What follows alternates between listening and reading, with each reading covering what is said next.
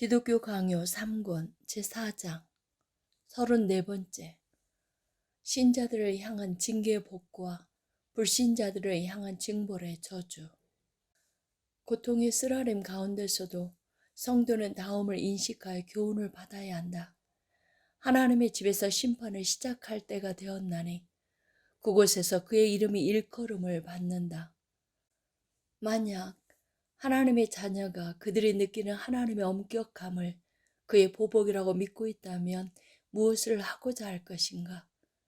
하나님의 손에 맞아 그를 징벌하시는 심판관으로 여기는 사람은 그를 단지 진노하시고 악의를 지니신 분이라고만 생각할 것이며 그의 채찍 자체를 저주와 비방이라고 생각하여 혐오할 것이다.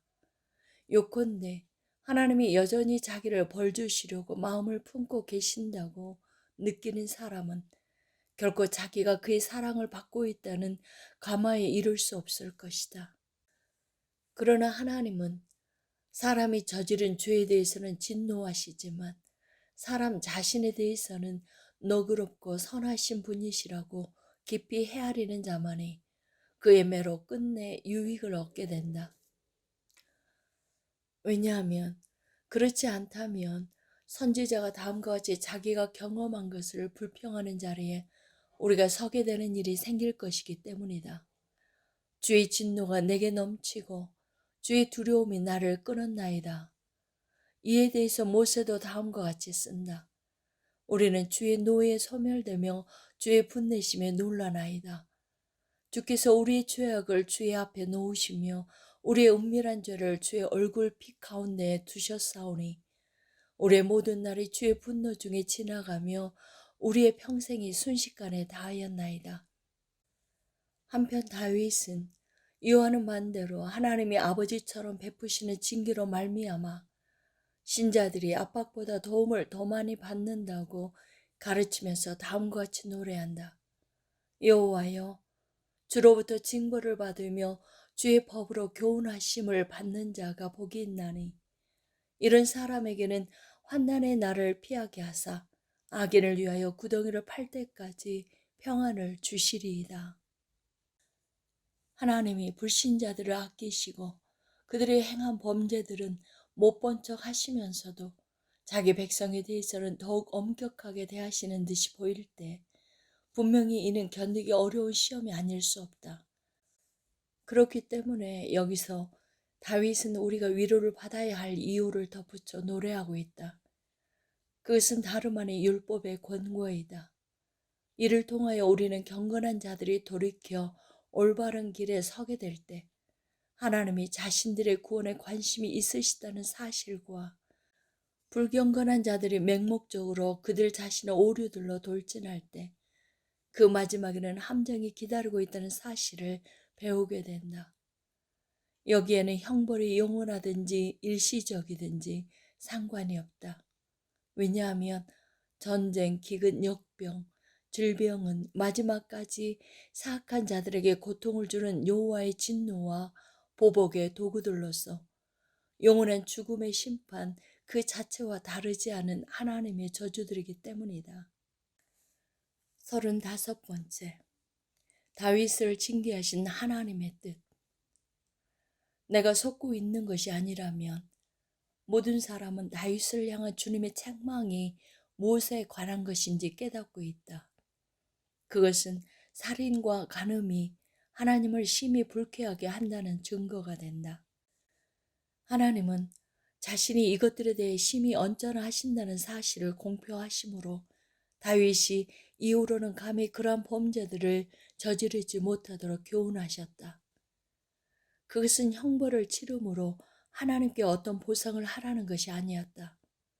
이와 같이 우리는 여호와가 백성에게 심한 역병을 붙이신 또 다른 견책에 대해서도 판단을 해야 한다. 이 견책은 자기의 인구를 계수함으로써 다윗이 범한 불순종 때문에 가해졌다. 여호와는 다윗에게 죄에 대한 형벌을 값없이 사해 주셨다. 그러나 모든 세대에 공적인 본보기를 남기고 다윗을 겸손하게 하는 두 가지 모두의 목적을 위해서 여호와가 자기의 채찍으로 다윗을 혹독하게 징계하심으로 그러한 죄가 형벌을 받지 않고 넘어갈 수 없게 하신 것은 적합했다. 인류의 보편적인 저주에 대해서도 우리는 이러한 관점을 견지해야 한다. 우리가 은혜를 얻고 난 이후에도 우리의 처음 조상에게 죄에 대한 형벌로 가해졌던 그 모든 비참함을 겪게 될 때 우리는 이러한 훈련을 통하여 하나님이 우리가 그의 법을 위반하는 것을 얼마나 싫어하시는지 경고를 받게 됨을 의식하게 된다. 이로써 우리는 우리의 비참한 처지를 깨달아 낙담하며 겸비하게 되어 참된 복을 더욱 열렬히 갈망하게 이른다.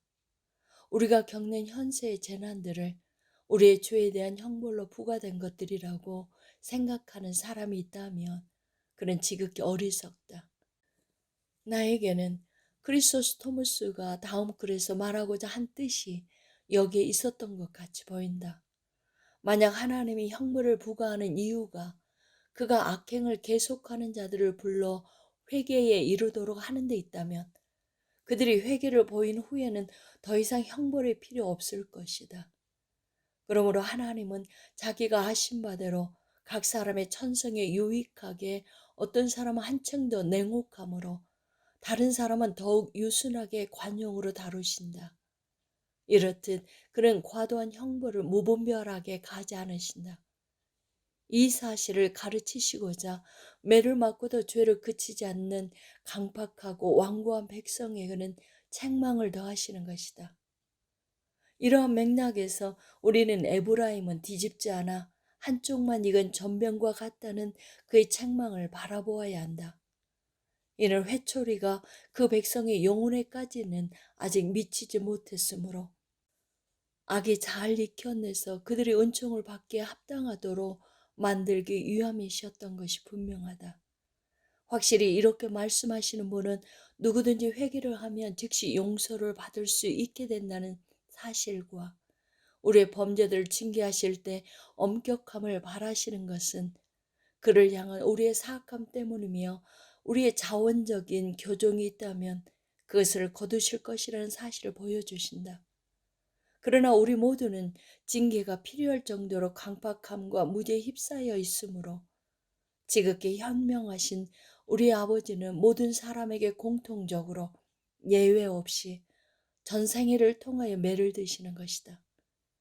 그러나 왜 그들이 이렇듯 한 사례인 다윗에게만 눈을 모으고 값없는 죄싸움을 마땅히 묵상해야 할 그 많은 다른 사례들에 대해서는 아무 감동도 없는지 놀라울 따름이다. 우리는 세리가 의롭다 하심을 받고 성전으로부터 내려갔다는 말씀을 읽는다. 그에게는 아무 형벌도 따르지 않았다. 베드로는 범죄에 대하여 용서를 받았다. 우리는 그 말씀을 통해 그의 보석을 읽는 것이 아니라 눈물을 잃게 된다고 암브로시우스는 말한다. 그리고 중풍병자가 일어나라 내 죄사함을 받았느니라 라는 주님의 말씀을 들었을 때 그에게는 아무 벌도 부과되지 않았다. 성경에 언급된 모든 방면은 값없이 주어졌다고 기술되어 있다. 규범은 내가 모르는 어떤 고유한 것을 내포한 저 한 가지 예를 통해서보다 이 다수의 예들을 통하여 추구되어야 한다. 36번째. 그리스도의 피 외에 그 무엇으로도 하나님 앞에서 구속의 값을 치를 수 없음. 다니엘은 자기의 권고로 느부갓네살을 설득해서 그가 의로서 자기의 죄를 가난한 사람을 구휼함으로써 자기의 불법을 속하게 즉 사하게 했다. 이는 그 왕의 의와 자비로 말미암아 그가 하나님으로부터 용서를 얻고 형벌에 대한 구속을 받게 되었다는 것을 뜻하는 것은 아니다. 주님의 피 외에 다른 어떤 속죄물이 있다는 생각을 일체 멀리하자. 여기에서 일컫는 구속은 하나님이 아니라 사람들에게 관계되었다. 마치 다니엘은 다음과 같이 말하고 있는 듯하다. 오 왕이시여, 당신은 불의하고 난폭한 통치를 행하셨습니다. 당신은 겸손한 사람들을 억압하셨습니다. 가난한 사람들을 망하게 하셨습니다. 당신의 백성을 잔인하고 부당하게 대하셨습니다. 이제 불의한 착취 대신에 폭력과 압제 대신에 자비와 의의를 당신 앞에 두소서. 마찬가지로 솔로몬은 하나님 앞에서가 아니라 사람들 가운데서 많은 죄가 사랑에 의해 가려진다고 말한다. 이에 대한 언급이 포함된 전체 본문은 다음과 같다.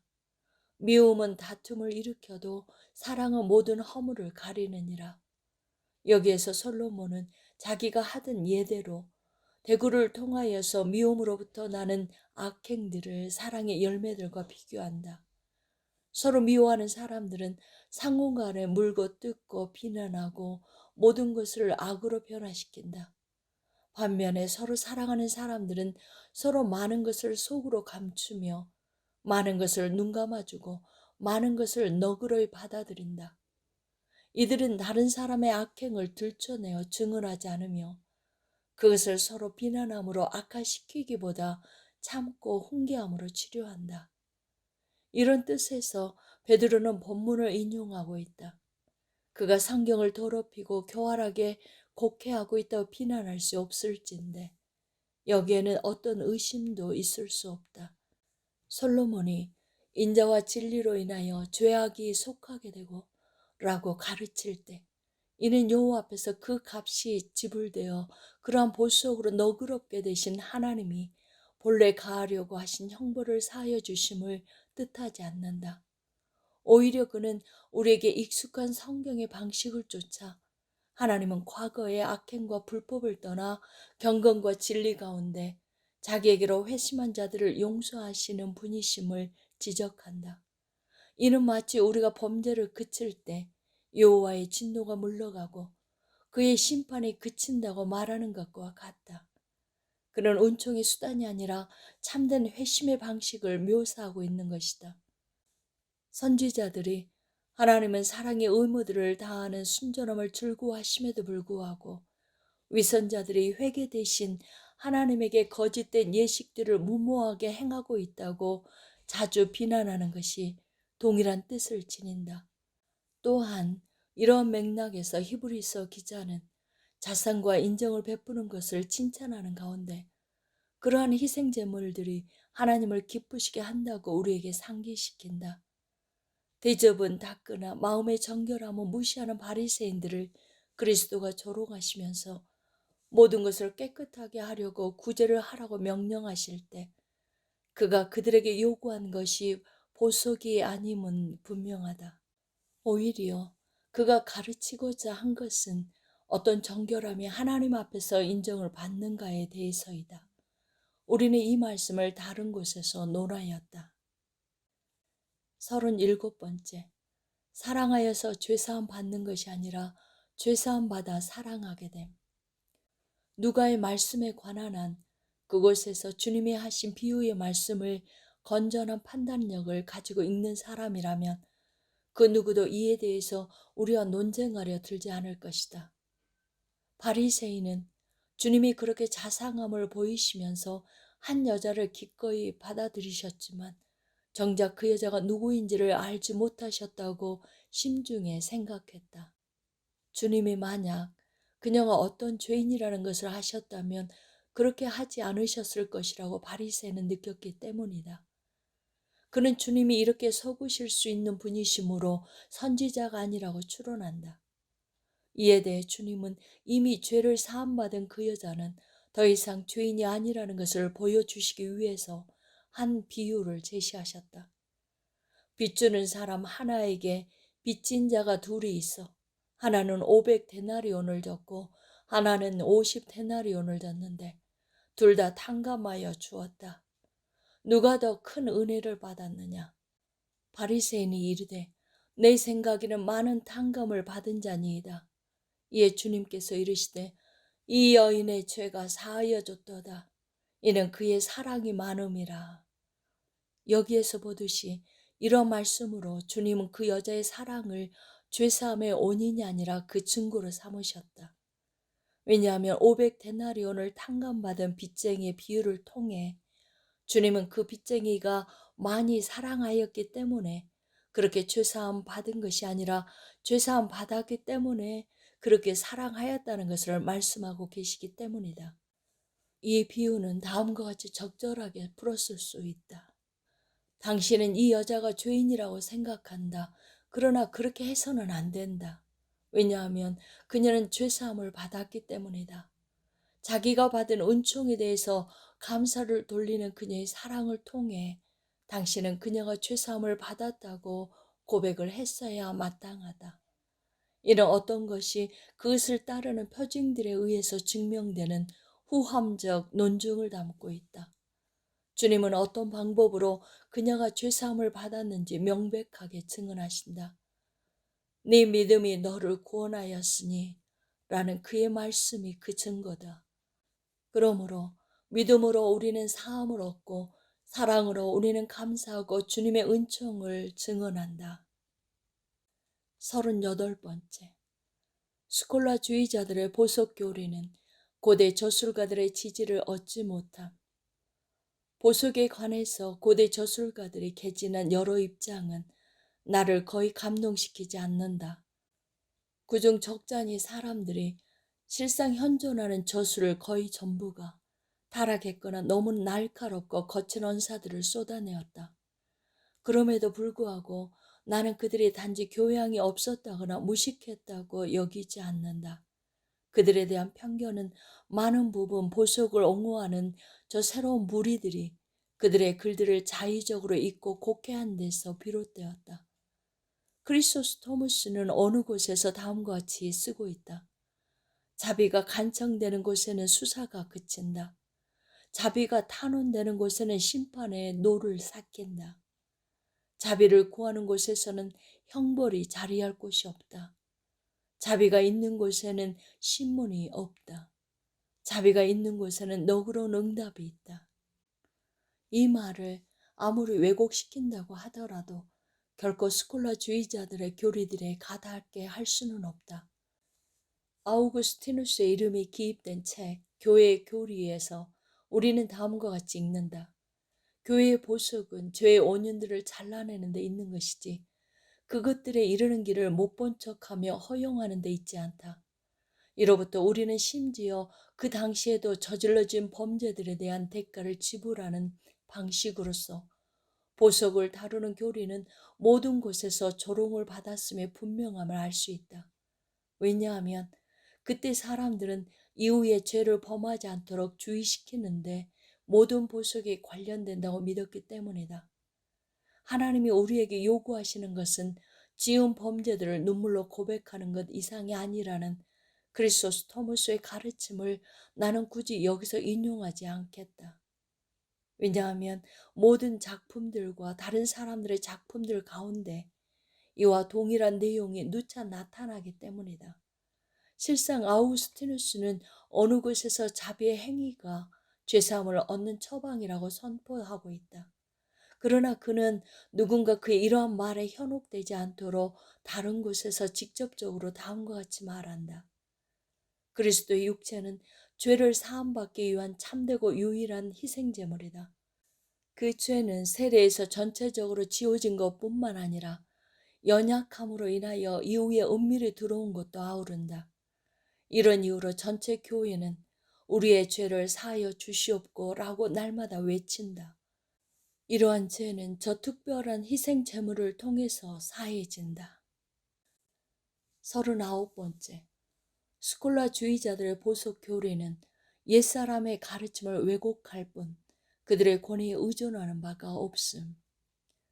옛날 사람들은 대체로 보석을 하나님께 돌려주는 보상이 아니라 술교로 징벌을 받은 사람이 성도의 교제에 다시 들어오기 원하여 자기의 회개를 교회에 더욱 확산시키기 위한 공적인 증언이라고 부른다. 당시에는 회개한 사람들에게 모종의 금식들과 다른 의무들이 부과되었다.